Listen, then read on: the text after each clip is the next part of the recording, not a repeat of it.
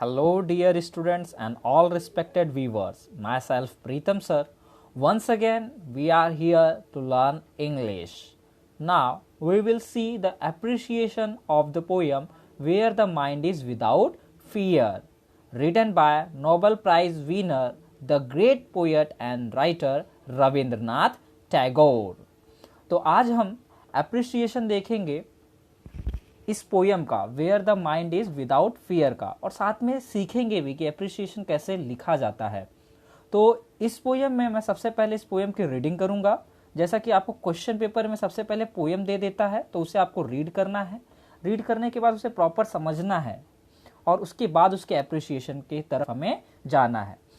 Where the mind is without fear and the head is held high, where knowledge is free, where the world has not broken up into fragments by narrow domestic walls, where words come out from the depth of truth, where tireless striving stretches its arms towards perfection.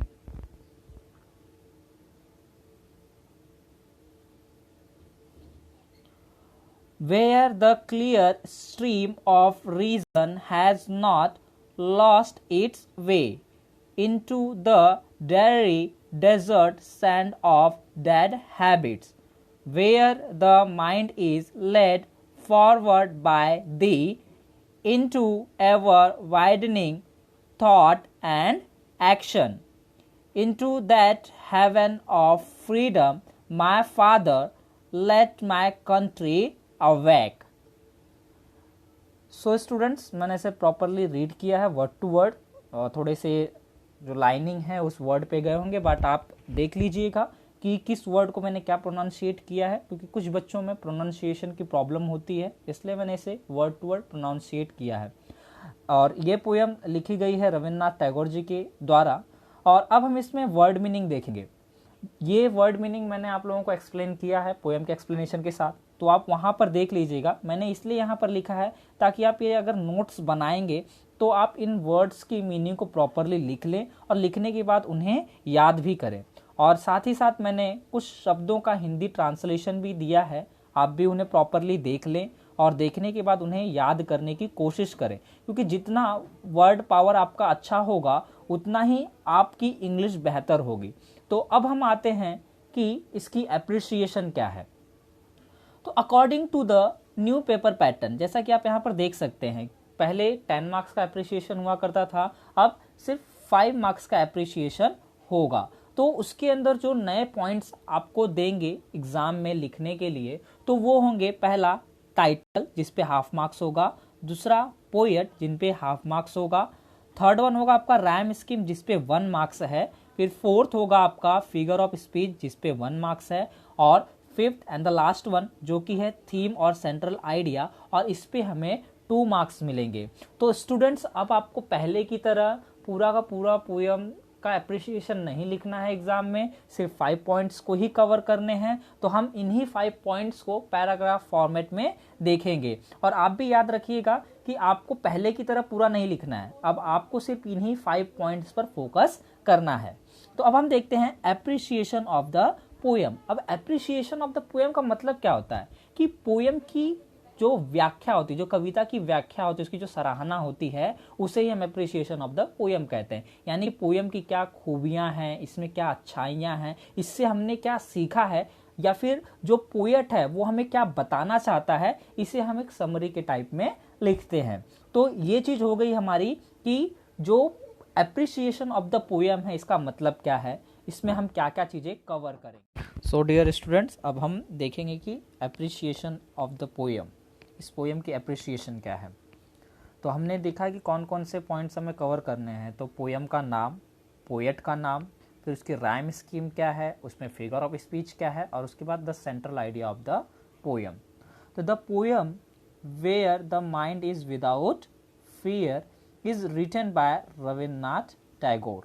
The poem does not follow any rhyme scheme. It's a free verse. Students आपको पता होगा कि जिस भी poem में rhyme scheme नहीं होती, यानी कि ए बी सी बी या फिर ए बी बी, इस तरीके से जो राइम स्कीम है वो अगर नहीं होती तो उसे हम फ्री वर्स कहते हैं। और ये पोएम आपने देखी है कि इसमें कोई राइमिंग वर्ड्स नहीं मिल रहे हैं, तो ये एक फ्री वर्स है। राइम स्कीम और राइमिंग वर्ड पे मैं एक और वीडियो बनाऊंगा, वो आप देखेंगे तो आपको प्रॉपरली और क्लियर समझ में आ जाएगा कि यहाँ पे ये फ्री वर्स क्यों है।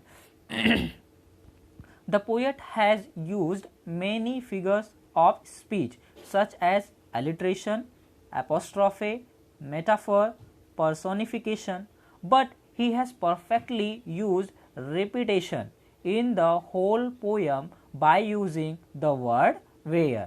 तो इस पोयम में हम अलिट्रेशन देखते हैं, एपोस्ट्रॉफे देख रहे हैं, मेटाफोर और पर्सोनिफिकेशन, और साथ ही साथ में जो पोएट है उन्होंने ना इसमें रिपीटेशन आपको पता होगा कि ऐसा फिगर ऑफ स्पीच होता है जिसमें कि वर्ड बार बार रिपीट होता है। तो आपने देखा होगा कि वेयर, ये जो वर्ड है ये इस पोयम में कई बार रिपीट हुआ है। तो ये इस तरीके से इसके अंदर फिगर ऑफ स्पीच को यूज किया गया है। तो आओ बच्चों हम लोग देख लेते हैं कि पोयम में कहाँ अलिट्रेशन है, कहाँ एपोस्ट्रॉफे है, कहाँ मेटाफोर है और कहाँ पर्सोनिफिकेशन है। रिपीटेशन तो आप लोगों ने देख ही लिया है। तो हम वापस पोयम पर आते हैं और इस पोयम में देखिए जो फर्स्ट लाइन है, फर्स्ट लाइन में ही दिया हुआ है where the mind is without fear the head is held high. तो फर्स्ट लेटर देखिए, अलिट्रेशन में क्या होता है, जो फर्स्ट लेटर होता है वो रिपीट होता है। तो इसमें देखिए एच, एच और एच रिपीट हो रहा है, इसलिए यहाँ पर हम कह रहे हैं कि यहाँ पे अलिट्रेशन का यूज हुआ है।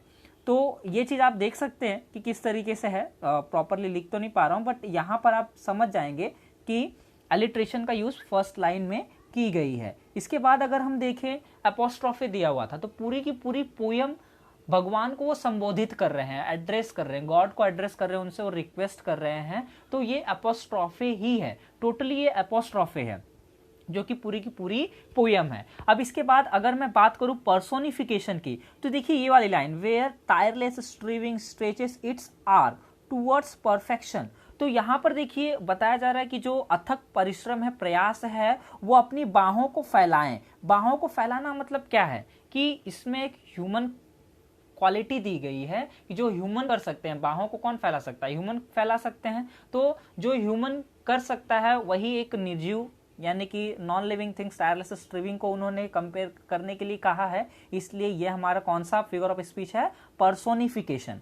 अब इसके बाद अगर मैं बात करूं कि मेटाफर के लिए देखिए आप ये वर्ड मीनिंग देखिए, इस वर्ड मीनिंग में जो जो पोयम आपको पोयम में वर्ड्स दिखेंगे, नैरो डोमेस्टिक वॉल्स, तो इसको किसके साथ मतलब कि कंपेयर किया है पोएट ने किसके साथ कंपेयर किया है, division on the basis of religion, caste, class and colour in societies. तो जो वर्ड है नैरो डोमेस्टिक वॉल्स, ये वहां पर मेटाफोरिक वर्ड है किसके लिए कि जो डिवीजन होता है, जो मतलब कि अलगाव हो जाता है, लोगों में जो बंटवारा हो जाता है, इस चीज को दिखाने की वहां पर उन्होंने कोशिश की है। उसी तरीके से यहाँ पर भी जितने भी वर्ड्स हैं इनको उन्होंने कंपेयर किया है नॉर्मल वर्ड्स के साथ, तो वो प्रॉपरली है और आप देख सकते हैं यहाँ पर।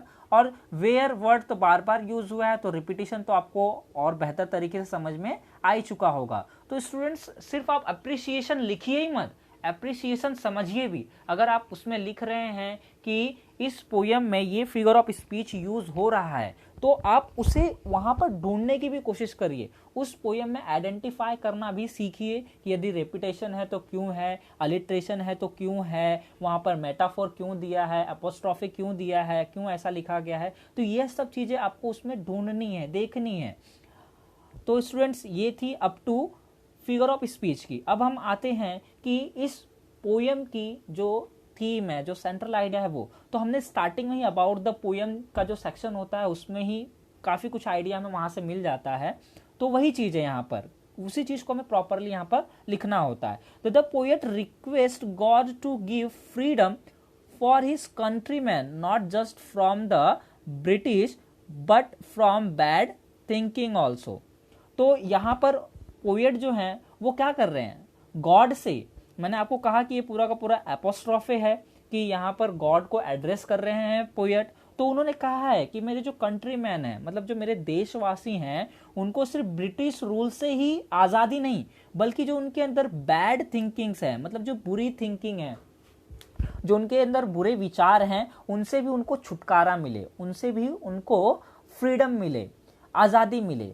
फिर उसके बाद लिखा है he urges to him for the place where everyone would live in a harmony. अब यहाँ पे अर्जेस मतलब आग्रह कर रहे हैं, to him once again God को ही इंडिकेट कर रहा है वहां पे। तो भगवान से यह भी आग्रह कर रहे हैं कि ऐसी जगह हो जहां पर कि एवरीवन, हर कोई, would live in a harmony, वो कैसे रहे, एकता में रहे, सामंजस्य के साथ रहें, कि हर जो उनके देशवासी हैं वो हमेशा एक साथ रहें, एकजुट रहें। Instead of division stay away from difference on the basis of caste, religion, class and language. Instead मतलब होता है के अलावा, किस चीज के अलावा एक साथ रहने के लिए कह रहे हैं कि जो डिवीजन है, डिवीजन मतलब बंटवारा, उनका बंटवारा ना हो, वो स्टे अवे रहें, वो उन चीजों से दूर रहें। किन चीजों से दूर रहें, तो डिफरेंस, जो वो अलगाव होता है लोगों में, जो विभिन्नता होती है, on the basis of caste, caste मतलब जो धर्म वगैरह, सॉरी रिलीजन मतलब धर्म, कास्ट होता है ना, जैसे कि किसी की जात वगैरह होती है वो, और जो क्लास है उस पे, और जो लैंग्वेज है इसके ऊपर हमें डिवाइडेड नहीं रहना, हमें विभिन्न तरीके से नहीं रहना है। और वो कह रहे हैं कि हमें एक साथ रहना है, जो देशवासी हैं वो एक साथ रहें, ऐसा वो अर्ज कर रहे हैं गॉड से, ऐसी वो आग्रह कर रहे हैं। Be hard working for developing one's thought and action, और जो लोग हैं, जो उनके देशवासी हैं, वो लोग हार्ड वर्क करें, कठिन परिश्रम करें अपने थॉट्स और एक्शन को डेवलप करने के लिए, अपने विचारों को और अपने कर्मों को और अच्छा करने के लिए वो लोग और मेहनत करें। तो यह थी सेंट्रल आइडिया इस पोयम की, कि जो पोएट हैं वो यह चाहते हैं कि उनके जो देशवासी हैं उनके लिए वो प्रार्थना कर रहे हैं, वो भगवान से मांग रहे हैं, भगवान से बोल रहे हैं ऐसा कि भगवान, जो हमारे देशवासी हैं उनको सिर्फ जो ब्रिटिश है उनसे ही फ्रीडम मत दीजिए, उनकी जो बैड थिंकिंग्स हैं, उनके जो बुरे विचार हैं, उनसे भी उन्हें मुक्त करिए। और साथ ही साथ उन्होंने यह अभी अनुग्रह किया है कि ऐसी जगह पे हम रहें जहां पर हर कोई एक साथ रहे, इंस्टीड ऑफ डिवीजन, मतलब कि अलगाव के अलावा, अलग अलग होने के अलावा वह एक साथ रहें, और वह डिफरेंस जो होता है, जो विभिन्नता होती है कि धर्म के नाम पे, कास्ट के नाम पे, क्लास के नाम पे, लैंग्वेज के नाम पे जो विभिन्नता होती है, उससे वो दूर रहें और वो मेहनत करें, हार्डवर्क करें अपने विचारों और अपने कर्म को बेहतर करने के लिए। तो ये थी appreciation of the poem where the mind is without fear. I hope dear students and all respected viewers कि आप सभी को इस पोयम का एप्रिसिएशन और इसका एक्सप्लेनेशन समझ में आ गया होगा। हम इसी तरह से सभी पोयम के एप्रिसिएशन को यहाँ आर्या एकेडमी के थ्रू कवर करेंगे और आप सभी तक पहुँचाएंगे, इसलिए आप हमसे जुड़े रहें। और ये एक्सप्लेनेशन अच्छा लगा हो तो एक लाइक ज़रूर करिएगा, और अभी तक यदि आपने इस चैनल को सब्सक्राइब नहीं किया है तो चैनल को सब्सक्राइब कर लें। तो we will be soon here with a new topic. तब तक के लिए गुड बाय, टेक केयर।